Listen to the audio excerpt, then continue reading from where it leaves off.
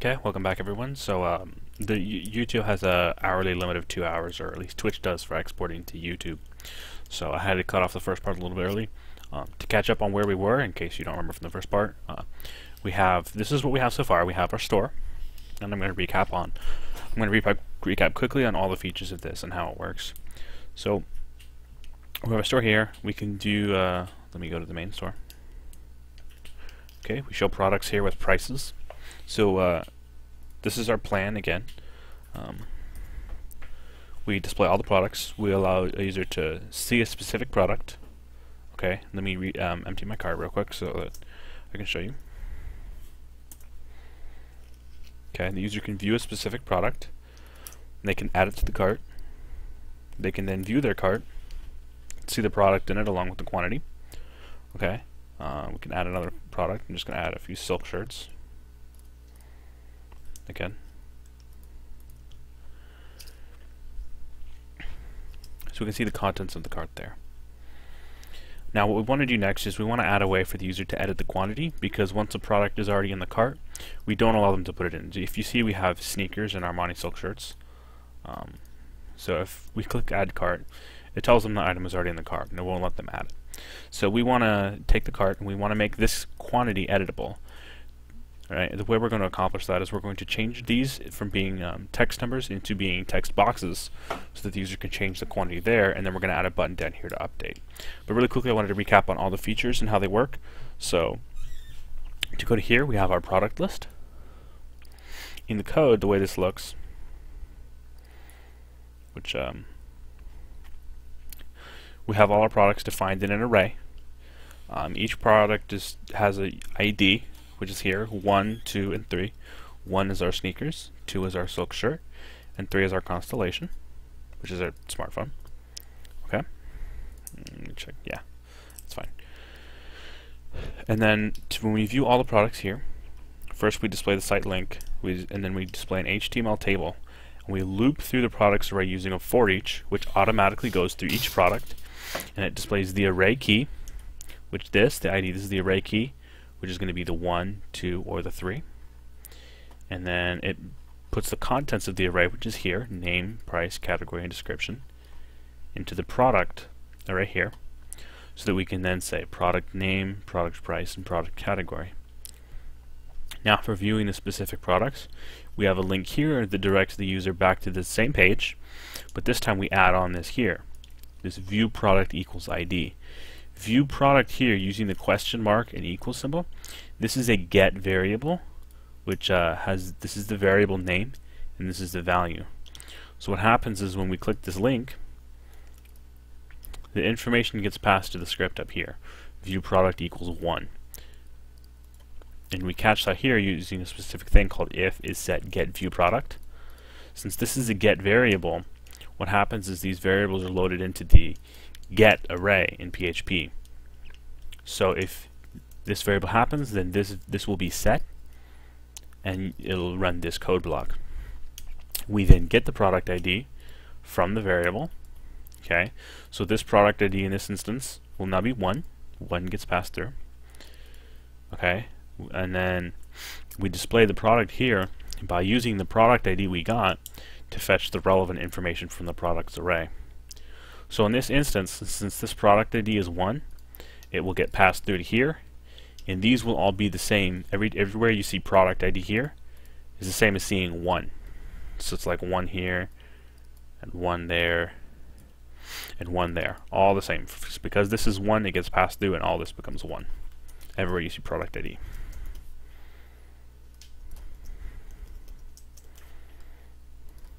So that allows us to display the specific information for the product that the user selected.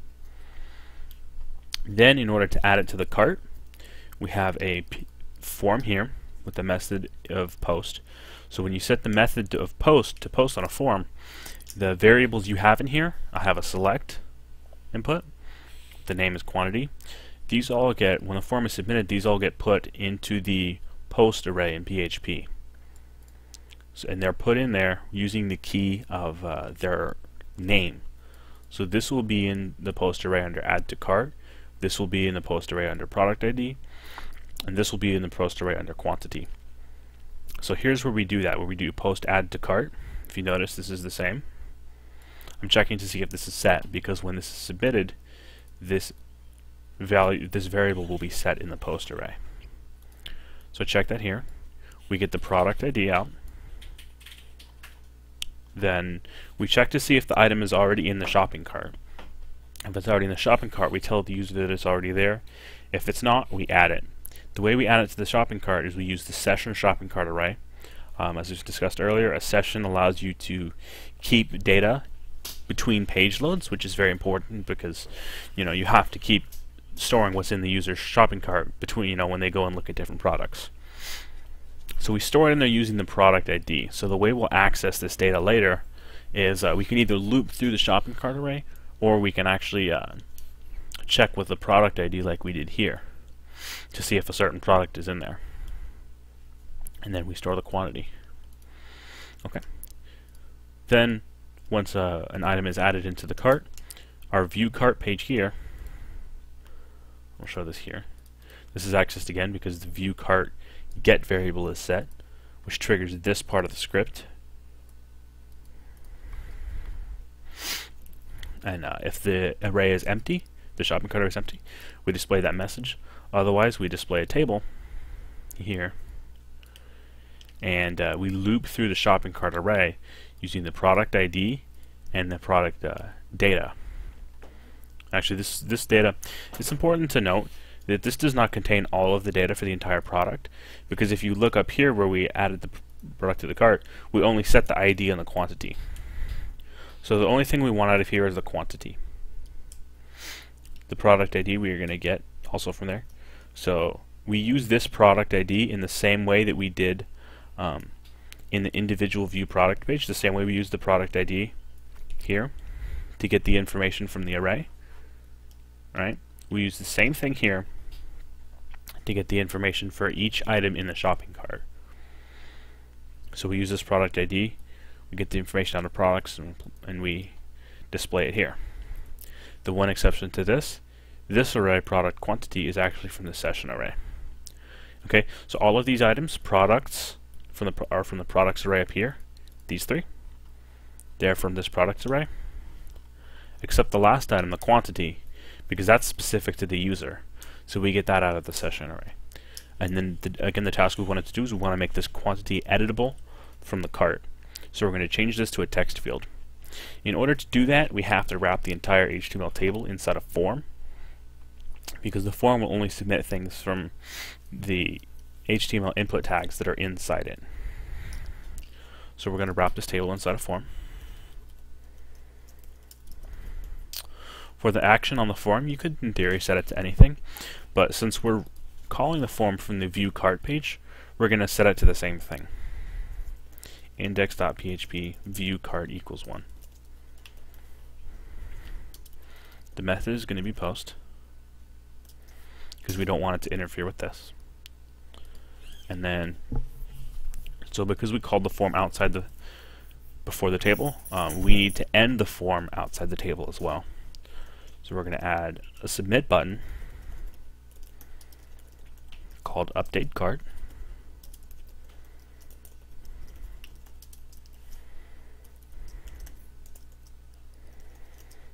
And then we're going to end the form here. Okay. Next, in the spot where each product has its quantity, we're going to put an input tag. It's going to be a text.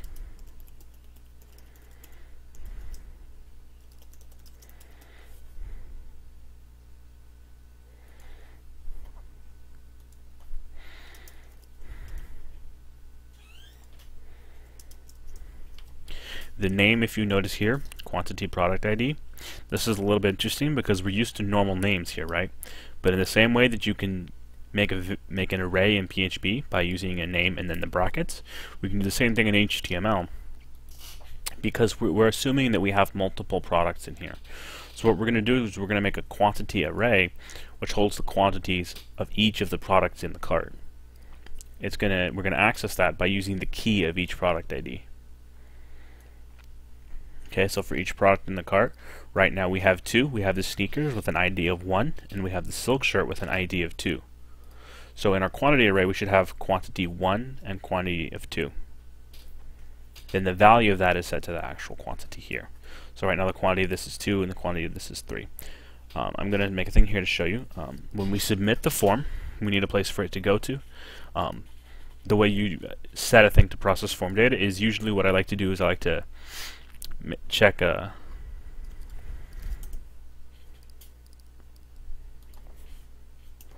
I like to add a thing to check on the submit to show you what I'm talking about. This is the submit button, which you need on every form. So usually I like to name the submit button for the form, and then I check to see if that is set in the post array. Because if that is set, then that means the form has been submitted.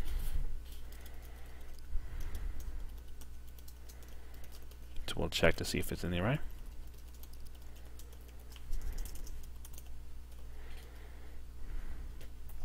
If that's set, then what we need to do is we need to get this quantity array.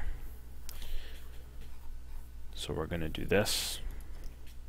Quantities equals post quantity.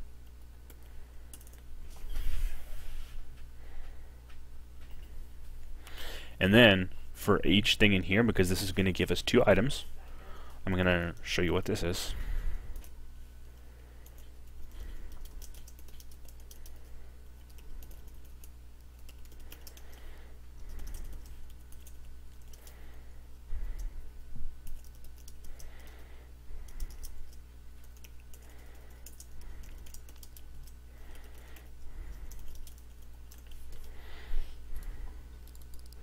To demonstrate how this gets passed through. Okay, so you see now this is a text box, so we have the quantity of 2 and 3. If we click the update button, we see this ID 1, quantity 2. This refers to the sneakers, where the ID of the sneakers is 1, and we've told the quantity to be 2. This is for the silk shirt, where the product ID is 2, and we've set the quantity to 3. We can change these quantities around, and they should change up here. We'll test it out. So if we set it to 3 and 5 respectively, this now says 3 and 5 respectively. Okay, so you see how you can get the information to go from the HTML form, which we show. Let me close this real quick. Okay, so this is the HTML form, which is wrapped around this entire table. This is where we do the input. So the quantity is done here, which these input tags are shown here and here. To show you the HTML for this, this is what it looks like. So quantity 1 and quantity 2. The value here means that when PHP gets the array, quantity 1 is equal to 2 and quantity 2 is equal to 3, which you can see reflected. Well, we've actually changed it. Because what happens is the value of each attribute, so you see the value here is listed at 2 and 3. When you change it here at 3 and 5, it actually gets changed to 3 and 5. The value does, so that gets passed to the script. This is the same thing if we were to do 45 and 120. Okay, same thing. So now that we know that we can pass that to our script, we now need to update our shopping cart array in the session. So if we get this, then what we're going to do is for each one of these, we're going to update the corresponding thing in the shopping cart. So if you look at the shopping cart where we add the products to it, we add the products to it by their product ID. So we can update them using the same means, the same way. Since we know this is the product ID, right? 1 is for the sneakers, 2 is for the silk shirt. Let's go ahead and say session shopping cart product ID, which we're getting it from here out of this. And then to explain how this works because we have the product array in the place where we set the HTML form. We set the product array as our array key for the quantity array. So when our script loops through the quantity array above, it'll loop through and the key will be each product ID.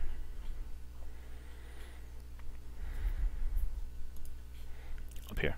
So shopping cart ID, we're going to set the quantity of this to the quantity that we have received from the update array.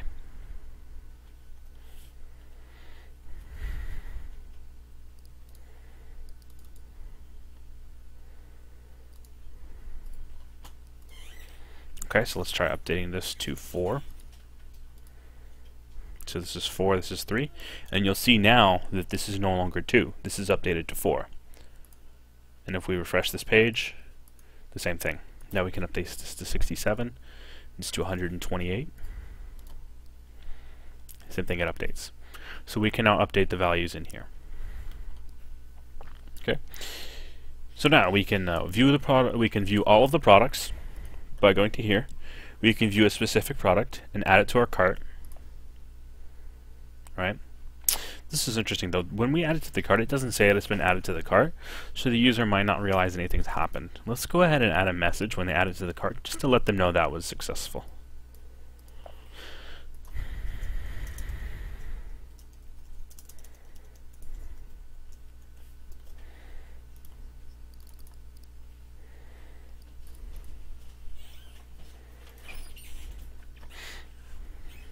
Because that's here, we can update the price, or the quantity rather. And as you notice, now that there's a third item, there's also a third item in the quantities array, and the ID is the same as our Samsung here. If you want to empty your cart, you can also do that by clicking this button. And then what that does is that triggers the get variable empty cart.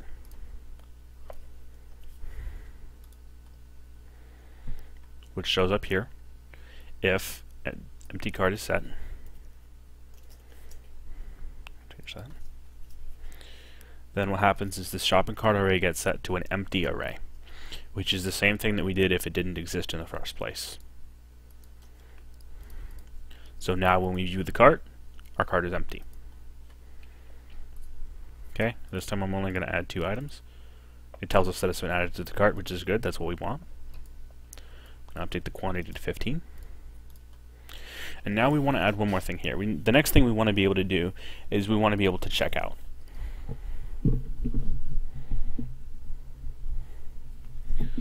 So, in order to check out, if we were to go to Amazon, we bought some gloves and boots and things. Here's the button. We can proceed to checkout. Yeah, that's fine. So it has all your things here. It tells you your order total, shipping and handling, and all that, right? So we need to, let's see, let's make a rough thing here for checkout. Order total, shipping and handling. Since we're not making an actual store, maybe we can skip shipping and handling. But we need to display each item and quantity, and then the order total. So basically we need to display the cart, and then we need to add up the total. We could actually display the total in the cart.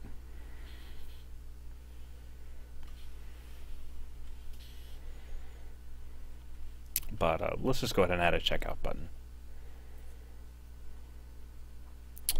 So here's what we'll do.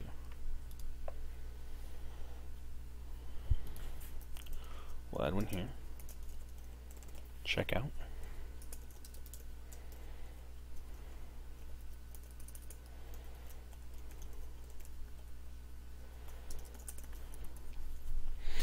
Now, since we largely want this to be the same as the view cart, we can actually copy some of the code from there. So we'll look at the code here, and we'll copy the relevant display code. I'm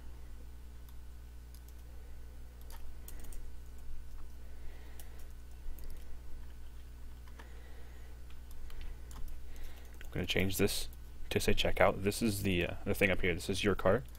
We're going to change it to say checkout. We don't really need the link to say that we're going to empty the cart. So, if it's empty, we're going to tell them it's empty. Otherwise, we're going to add this. And now the difference here between the checkout screen and just viewing the regular cart is for the checkout screen, we don't need to update the product quantity at all, but so we can take away this form, But what we do need to do, well, actually, no, I'm not going to take away the form. I'll tell you why in a second. What we do need to do is we need to be able to add up all of the prices for everything. So what that means is we need to make a total price equals, we'll start this at 0. What we're going to do is this variable is we're going to add the cost of all the products to it and then tell the user what their total is.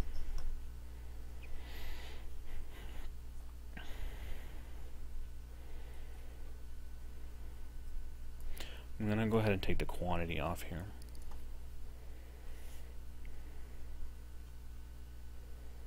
The category, no, I'll leave the category on. That's fine. But I think what we also want to do is add, so this is the individual price.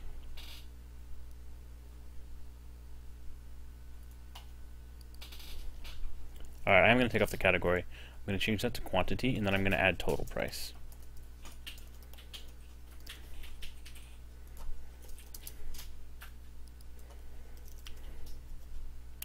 Alright, so I'm going to change item price. This is going to be for the individual one. Cost is going to be for all of them added up together. So item price is going to be the $13.99.99, and then the total cost is going to be that times the quantity. So go ahead and do this. We'll do the price, the quantity, and then here we're going to do, this is going to be our total. We're going to do products, product ID, price times product quantity. And that's going to have our total price there. And then what we also need to do is we need to add to the total price. So total price plus equal, same thing. Okay, products, product ID, price times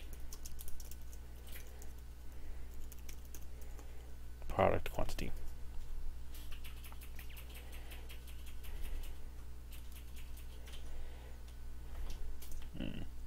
I don't need that for now.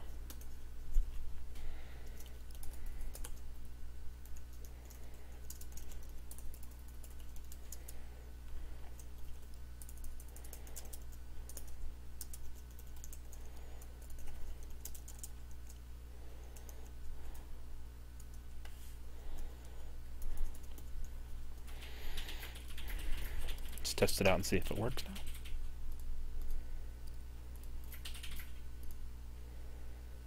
Oh, we need to add a link to the checkout page as well. So we'll go ahead and add that to the view card here.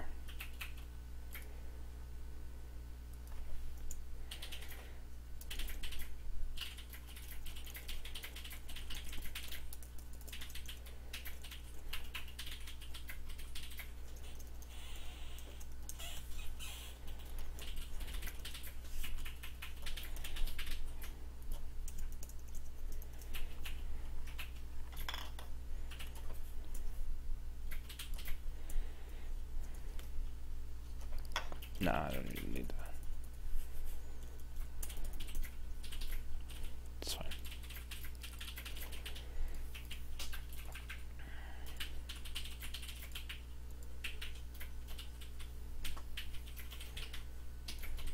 Okay, so now I have this checkout, and we'll make it a button later.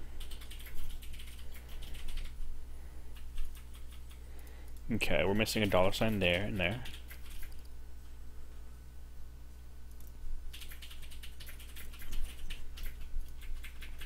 So we'll add those $2 signs. Oh, this is expensive.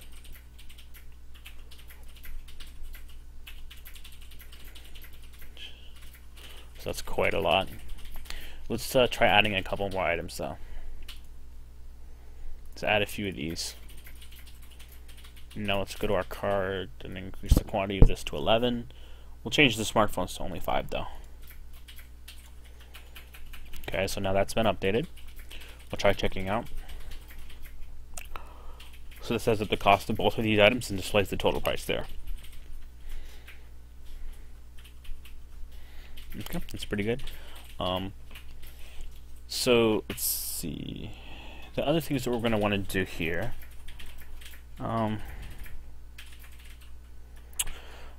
proceeding on from this point, I think we're actually going to end up using a database, which sort of that's worthy of a whole other tutorial.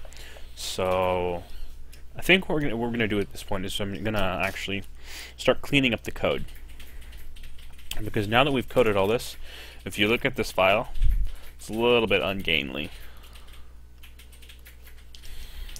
You got like all these if blocks.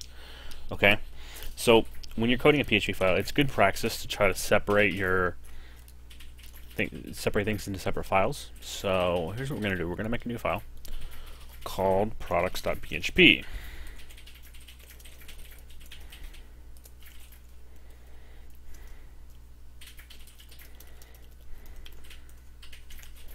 We're going to put the products array in here.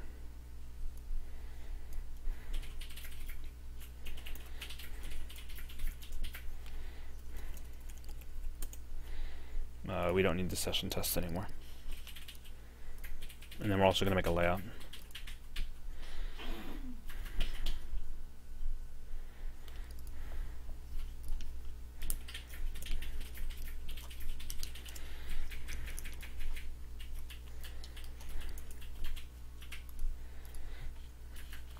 Okay, that's all fine, that's fine.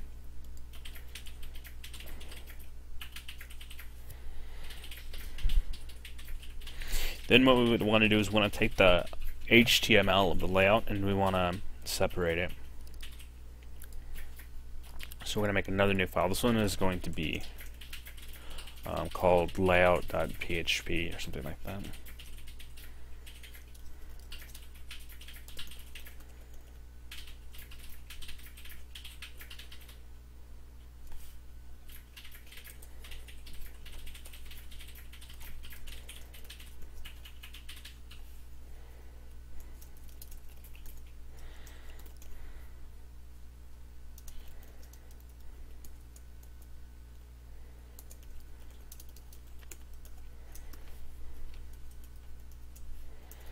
Okay, so we're going to separate this into the header and the footer. We'll start with just the header. Now this is where when I mentioned the here doc syntax, you can use when you're defining a text string in PHP, you can use double quotes like this. But if you're doing a lot of HTML, like a really large block like this, it can be useful to use this. It works like this. You do 3 arrows this way, and then you put some text here. This text can actually be anything. You can name this bananas. But then what's important is that you match it with the same text here. Bananas. And then a semicolon. Okay? I'm going to use HTML because that's relevant to the content here. Layout.php. And then we're going to go here. This is just our straight HTML.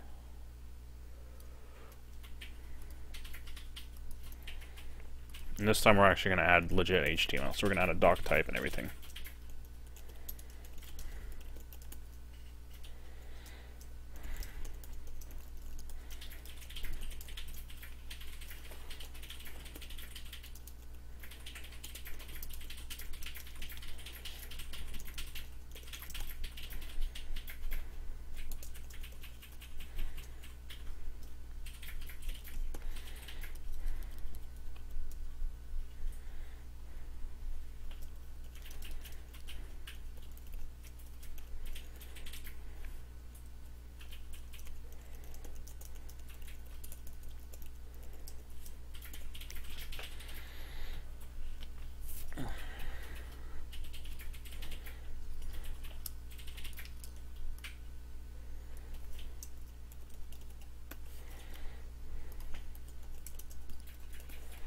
Okay, now what you do with these external files when you need to use the variables inside them is you use something called either include or require. Require is probably the better option because it'll make the script stop if the file cannot be loaded for whatever reason.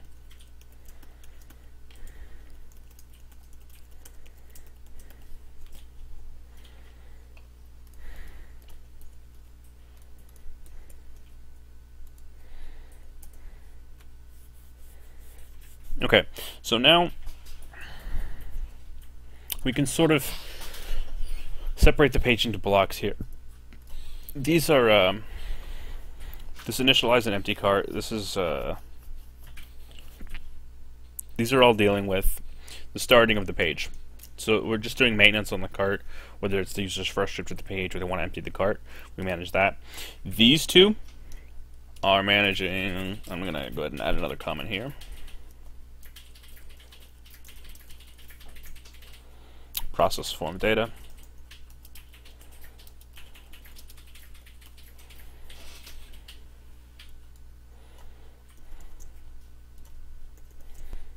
These are the sort of the larger page sections that I want to talk about.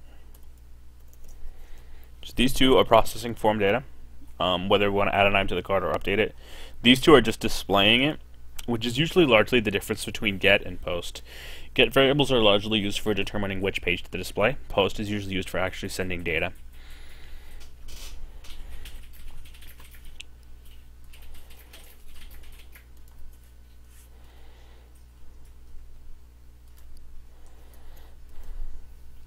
Let's see if it works now.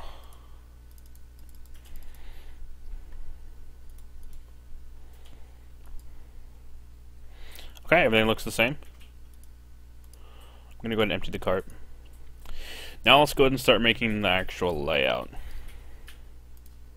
So now that we have this header, what happens with this header is we display this here, right? If you can see, here you go. We display the header, then we display either a single product, the user's cart, the checkout page, or all the products. So we're going to go ahead and do this.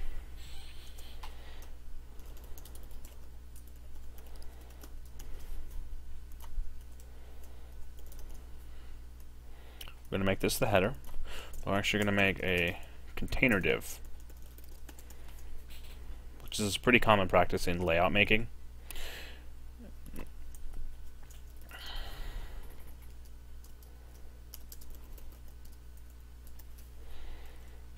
So this div is going to be ended there, if you notice. Then I'm going to also add some styles here.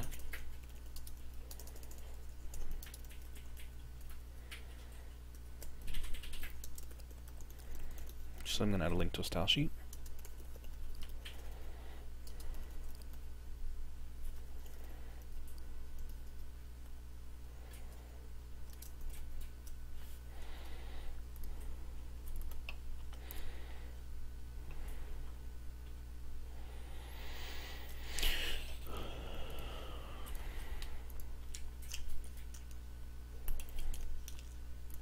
So, by adding this link to an external style sheet, we can now take all these inline styles that we've done and we can start to externalize them, which is really good. It's what you want to do.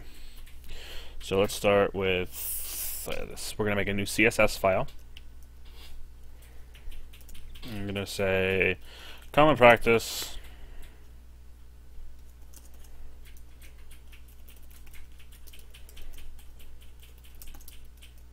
These are just common things to eliminate cross-browser issues.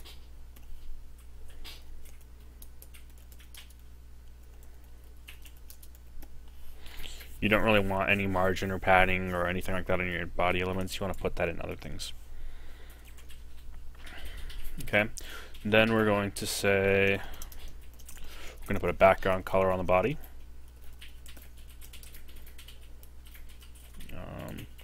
I'll use RGB notation because it's easier to understand. So what color should we make it? What would be a good color for us there? Let's just do a nice...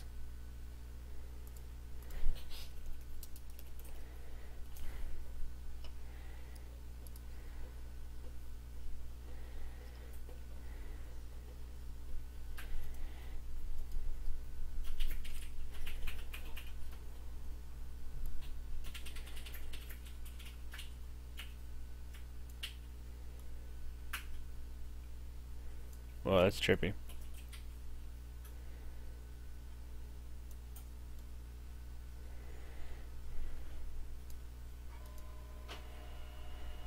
I don't see how this is complementary. Compound. Uh,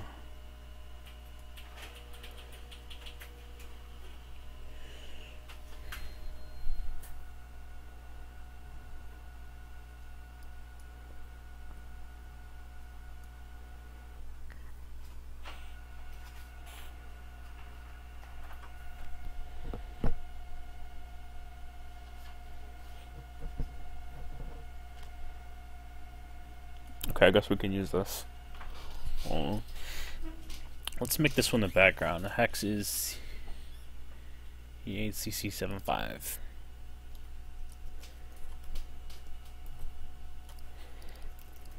We're going to style.css because if you look at this, we've required style.css.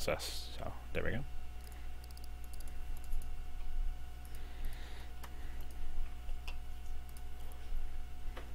There we go.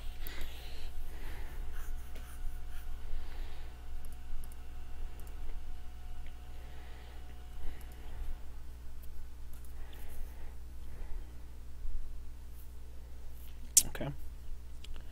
Now we're going to do a few things. To visualize this, the positioning, this is going to be our container div. To visualize it, I want to add a border.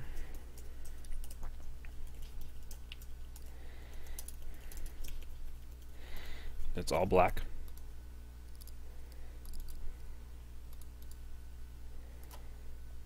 So that's currently our container div, which is good. Now we're going to position it. So we want to give it a width of 1,000 pixels.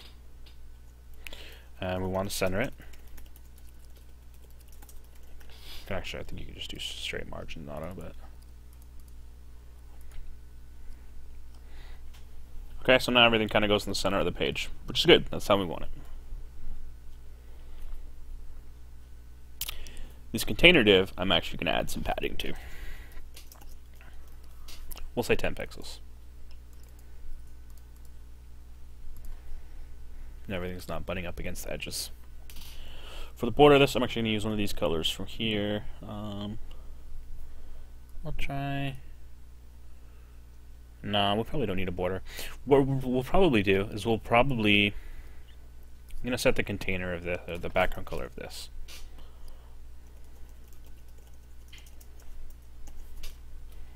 We'll see how this looks.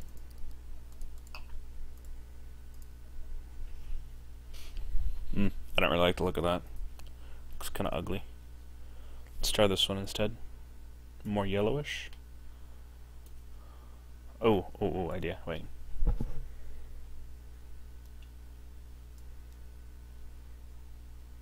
Here we go. We'll set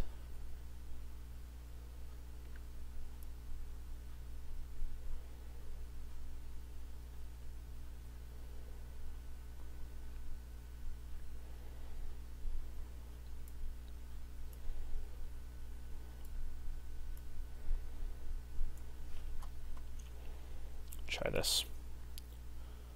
We'll say this should be this. Okay. Try making this the background of the body.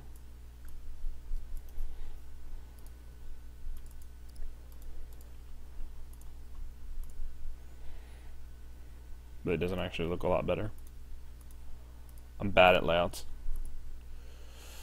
Okay, we'll try this.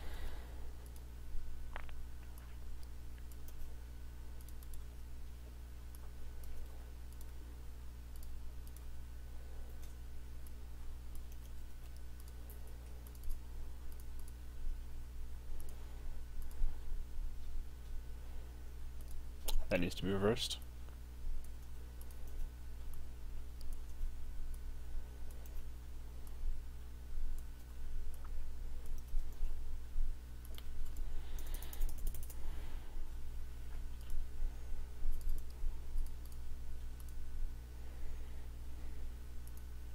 Okay, that doesn't look like that great, but it looks better.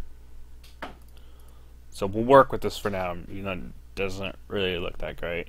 Really what it should be is a texture, because textures are what looks great.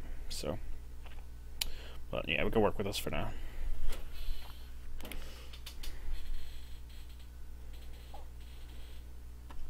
The next thing I want to do actually is not really a positional thing, but I want to add some styling to links. So we'll add some slide to the link tags. We're going to say the color is going to be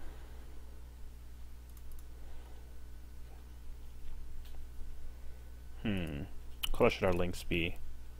Let's make them one of these colors. So let's make our colors links this color. We'll see how this looks.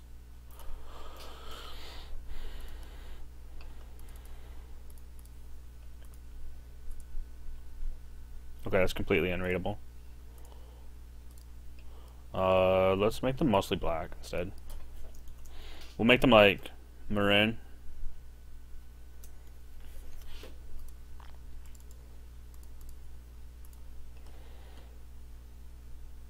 More red.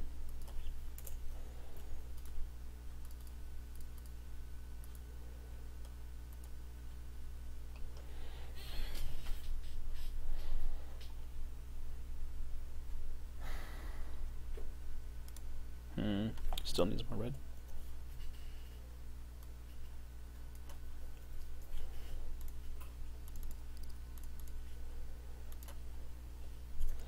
Let's make sure. We're going to make them bold as well.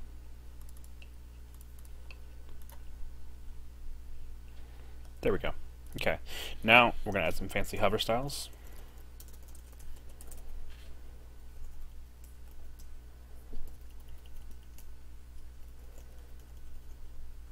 Actually, let's make this that pretty color from here.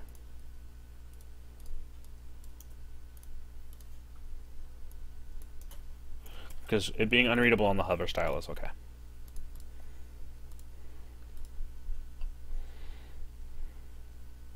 A little bit too pink.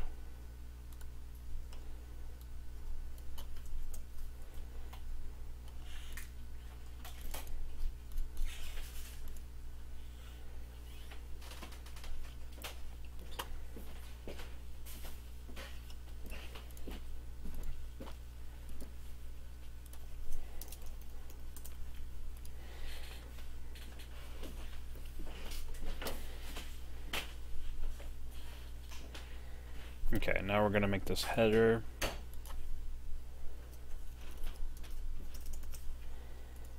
Which, so this is a container, the header is inside it.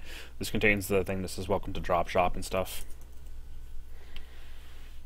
Background color on the header. We're just going to make it slightly different. I'll try this one. No, I'll try this one actually. Let's see if this works.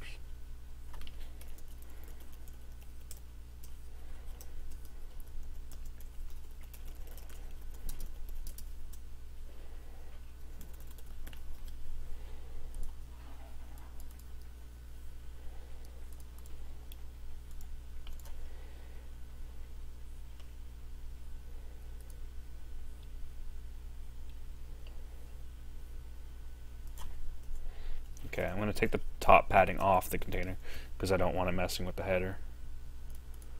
No.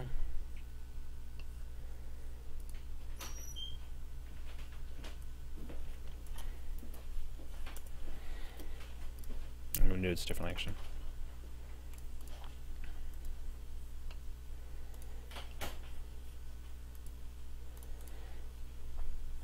Okay, so there's some blank space occurring here for some unknown reason. I'm guessing it's a margin on this header div. No.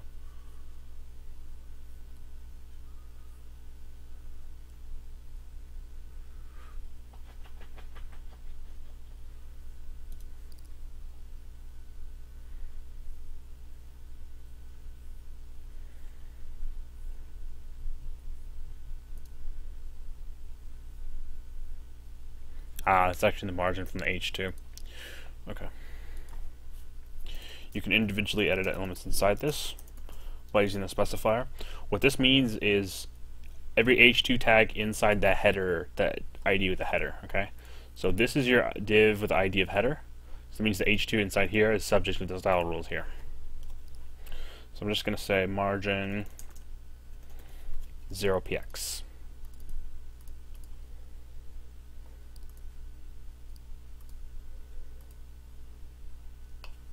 There we go. I am going to add a little bit of padding on this.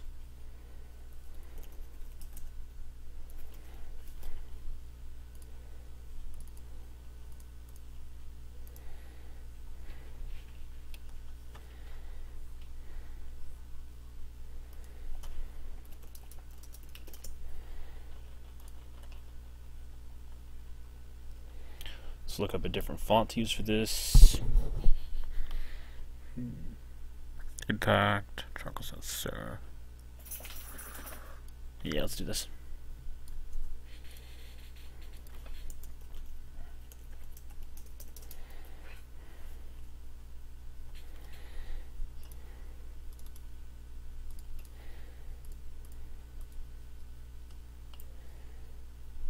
Trippy.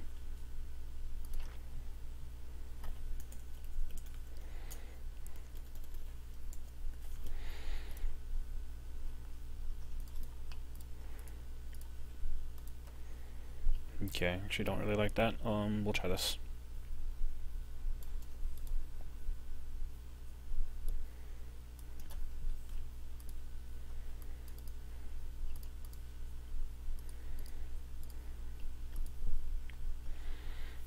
There we go.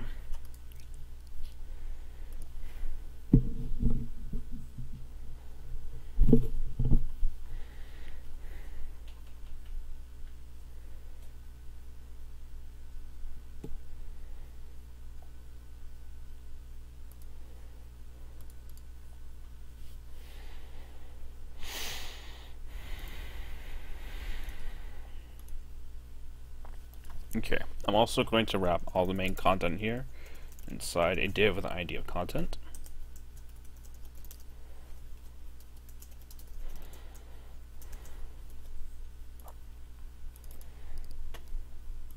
So that I can individually style that. And on the content div, I'm actually going to add some padding.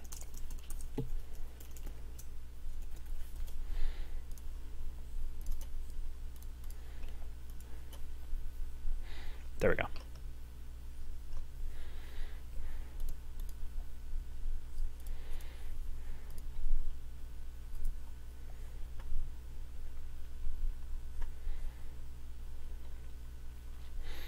Okay, next thing I want to do is add a minimum height.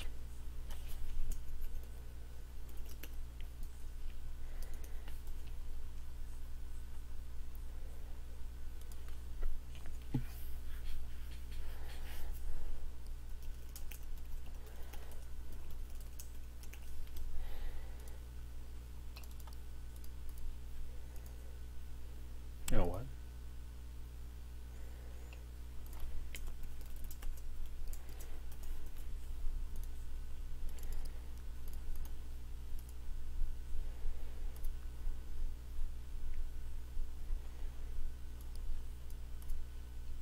No, I don't like that.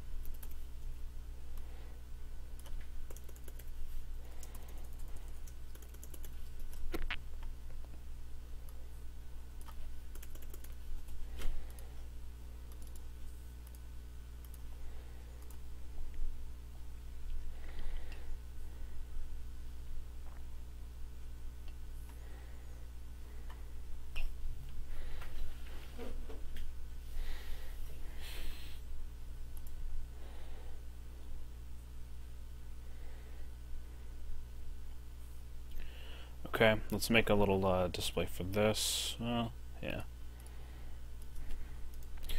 I'm really bad at layouts, so I'm probably gonna not develop this too much further. Let's see, what else could we do with this? This is just how to make a basic sort of add some styling.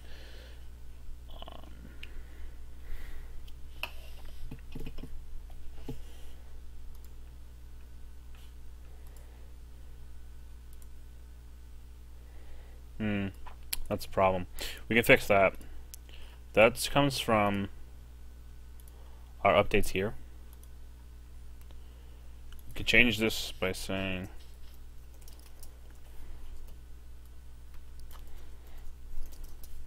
creating a message variable that sort of acts like a buffer. And then if there's anything in the message variable when we get down to the display, we'll display it after the header. Don't need that.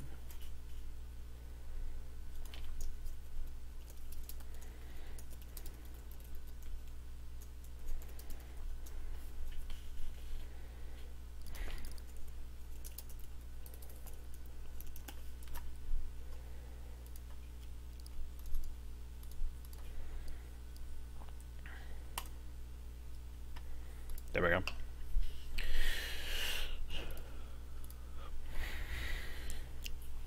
Okay. So that's pretty much it. The only other thing I need to touch on so far is when we're doing things like viewing the product, there's a possibility that the user can do this. They can change the product ID to something that we don't have at all. So what we need to do when we're actually displaying this, we need to add one little thing here. We need to check to make sure the product ID is set in our actual list of products.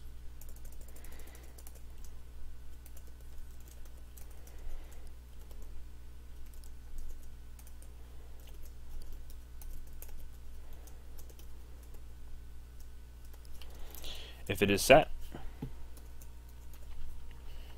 everything's fine. Otherwise, invalid product.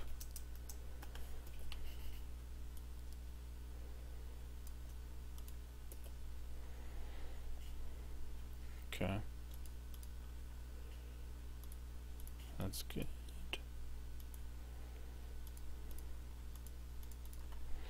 And we actually do the same checking in our form processing up here.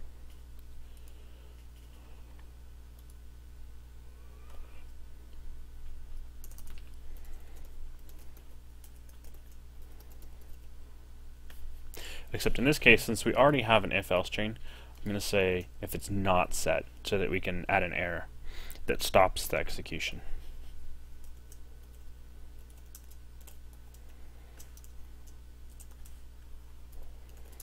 See, that changes to an else. So this way, if it's not set, neither of these two will run.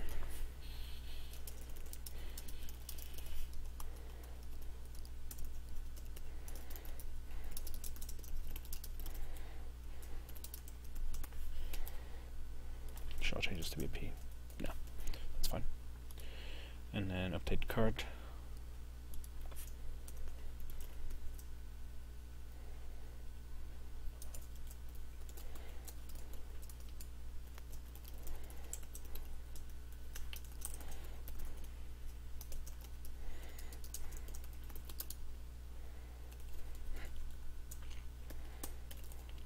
I also want to touch on one other thing. This break statement here, what this does is when you're in the middle of a loop, right, if you say break, it will exit the loop. So normally you have to wait until the loop condition becomes false, or here in the case of a for each, until you reach the end of the array. But break actually allows you to exit if you just encounter an error or something. It will totally quit the loop, which is what we want to do in this case. So what we're doing here is we're just adding tamper resistance to our forms. So we can view this product. If they try to view a product that doesn't exist, like with an ID of 7, we tell them it's an invalid product. Okay? And then if they would try to add a product to the cart, because here's how somebody can do it. I'll actually show you this technique. Here's how they can do it. You see this hidden product ID that we think is so hidden? It's literally that easy to edit. Okay, but now we're on top of it. We don't let it be submitted. And then if once we add this to our cart, we have our cart here. If we were to get all fancy with this, and we edit this to say we want to update the product 7. It's just this cart updated. That's strange. Oh, it's because the message gets overridden here. It's okay, that's fine.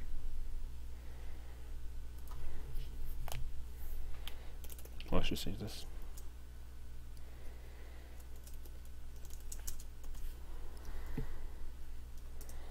Okay, so what I'm changing this to do is it's checking to see if there's already a message. So if this message is already set, this will now no longer run. Quick test to make sure it works. We'll just refresh. There you go, invalid product. Okay, so the lesson you want to learn here is anytime you're accepting input from a user, in this case we're accepting the product ID, you need to double check it and make sure it's valid, meaning that that product actually exists. When we get into databases, we'll take this to another level about sanitizing the data to make sure that you're not going to let somebody be hacking your database. Okay, that's just about it for this tutorial. It's a little bit rough at parts, and this layout isn't that great. Layouts definitely are not my strong suit. If you want to learn how to make really good layouts, I recommend Googling some tutorials for those. Or you can also actually, another perfectly viable option is to just get a free website template from somewhere. You can literally just go to like free website template.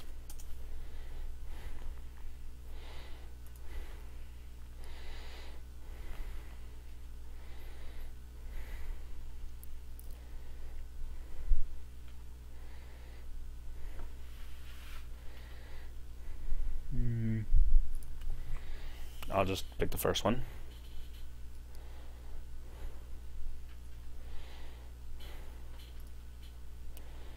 And then it'll have all the files in here. Usually what you're going to do with this, it'll have a few example pages. The index is usually, why is this not working?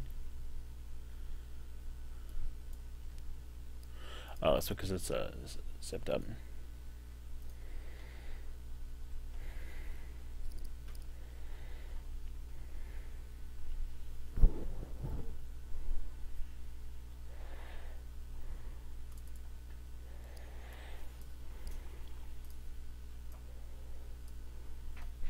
Okay, so here's your thing here. Now what you want to do with this, if you see, here's where the body is, and you have your divs. This one's actually really complicated because if you see, there's like different divs here. But basically what you'll do is you'll take all of this, you'll chop this all the way up to the body, and you'll put it in your layout file here. So you chop up the sections of the layout that are all other than the content, you put them in your file, and you just echo them out around the content that you want to display. Okay. And that's about it. Thanks for watching. I'm going to put a link to my email below. If you have any questions, feel free to contact me anytime.